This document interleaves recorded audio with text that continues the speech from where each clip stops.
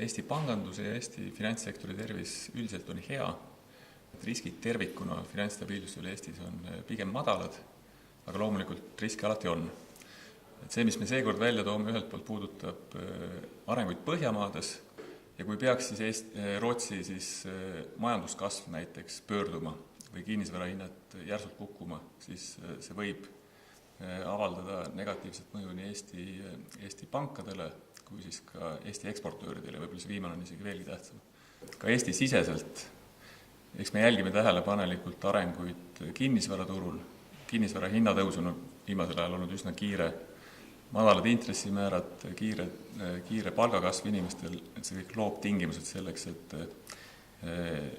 et võib-olla see kasv võiks minna kiiremaks, kui on siis püsivalt võimalik või jätkusuutlik, et sealt kindlasti riskiga tuleb. Et selles finantsstabiilsuse ülevaates on ka kirjas, et on risk, et inimesed võtavad liiga palju laenu.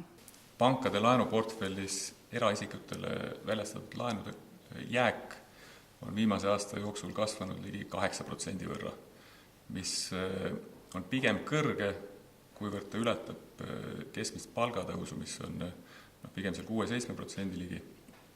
Et kui see nüüd peaks pikema aja jooksul niimoodi jääma, et laenud kasvavad kiiremini kui sissetulekud, siis see kindlasti ei ole hea märk.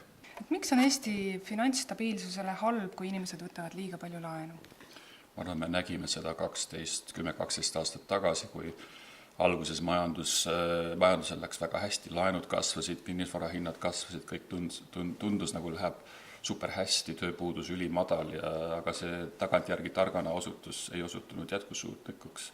Mida saab Eesti Pank selleks teha, et inimeste võlakohustused liiga suureks ei kasvaks?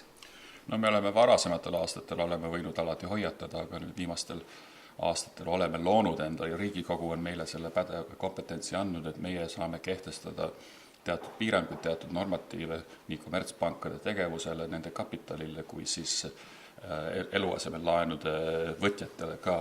Näiteks me võime nõuda buumi ajal natuke rohkem kapitali ja teiseks siis eluasemel laenude puhul meil on mitu kiiruse piirangut. Üks ütleb, et laenu ja tagatise suhtarv ei tohi olla liiga suur. Teiseks, et inimese sissetuleku või laenu teenindamise kulu suhtarv tema sissetulekusse peaks mahtuma teatud piiridesse ja kolmandana siis, et laenu tähtaeg ei tohiks olla liiga pikk. Kas Eesti Pank kaalub eluaseme ja tarbimislaenude kasvu ohjamiseks täiendavaid meetmeid? Me vaatame praegustele trendidele otsa, me veel ei taha kehtestada, aga me näeme, et laenu kasv on mõõdukalt kiirenemas ja kui see kiirenemine peaks edasi minema, kui me näeme, et ta muutub muret tekitavalt kiireks, siis me oleme valmis neid meetmeid ka rakendama. Ja kuidas neid võiks karmistada? Sõltub sellest, kas probleem on üldine või spetsiifiline mõnes segmendis, et kui näiteks me näeme niisugust üldist laenubuumi, siis ilmselt kõige lihtsam on nõuda rohkem kapitalipankadelt, et neil oleks natukene vähem huvi laenusid kasvatada. Kui me näeme aga näiteks, et see probleem on eluasemel laenu turul, siis meil on ka võimalik täpsemalt kalibreerida meetmeid sellele turule.